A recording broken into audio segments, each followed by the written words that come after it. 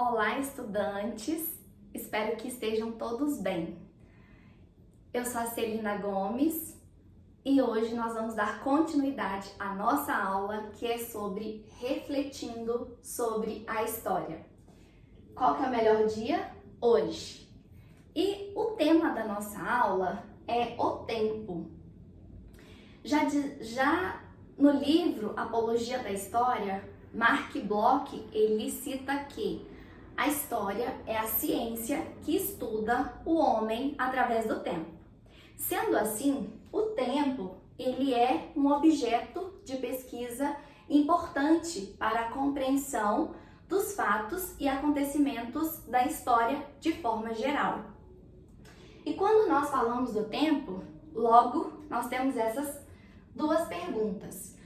Quando aconteceu? Quando se refere, à data?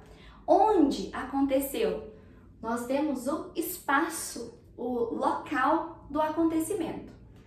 E para nossa aula de hoje, eu coloquei essa frase. Aula dada, aula estudada hoje. Eu retirei deste livro Aprendendo Inteligência, do professor Pierre.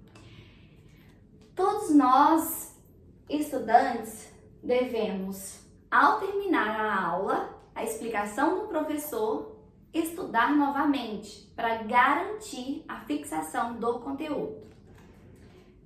E hoje, quando vocês terminarem aqui essa aula, eu quero que vocês identifiquem diferentes formas de compreensão da noção do tempo.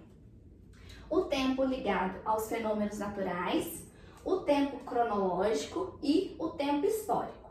Então vamos pensar da seguinte forma: quando não havia o calendário e o relógio, como que os primeiros povos, lá, as primeiras civilizações, metrificavam o tempo?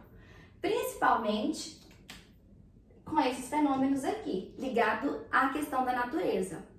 As fases da lua, a questão das marés, o período de plantio, de colheita, e assim eles iam metrificando o tempo.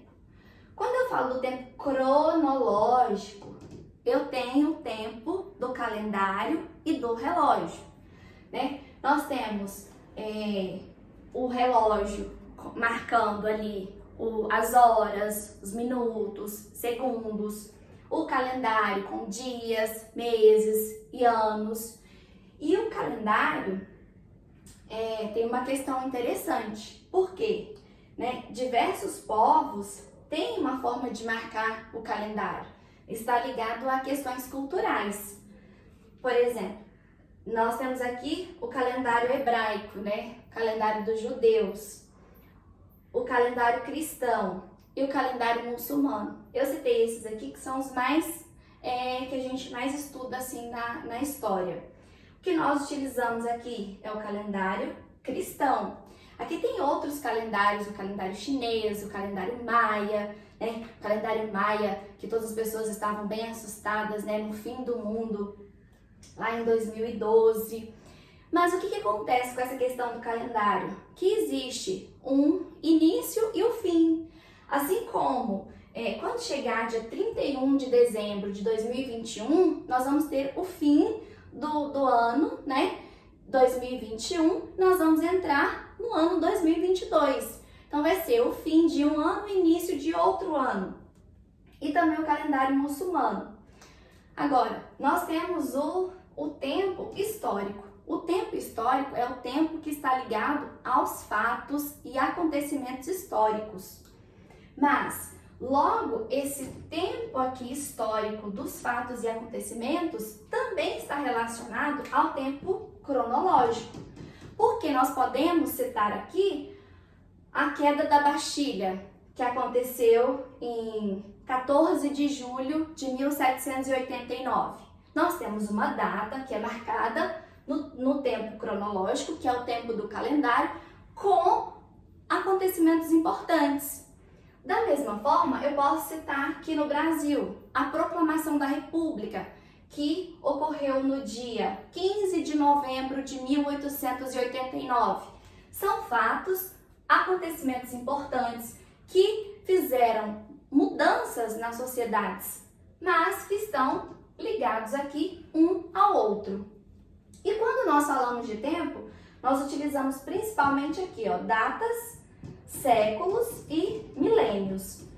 Nós estudamos mais na história o período de século, né? Um século tem quantos anos? 100. Uma década, 10. Um milênio, 1000 anos. Aqui estão relacionados aos tempos históricos que podem ser de curta ou longa duração. Para vocês terem uma noção, hoje, né? Hoje é dia 11 de abril de 2021. Eu estou em qual década? Estou na terceira década. Estou no século 21. Estou no terceiro milênio. E assim sucessivamente. Lembrem-se de identificar as diferentes formas de compreensão do tempo.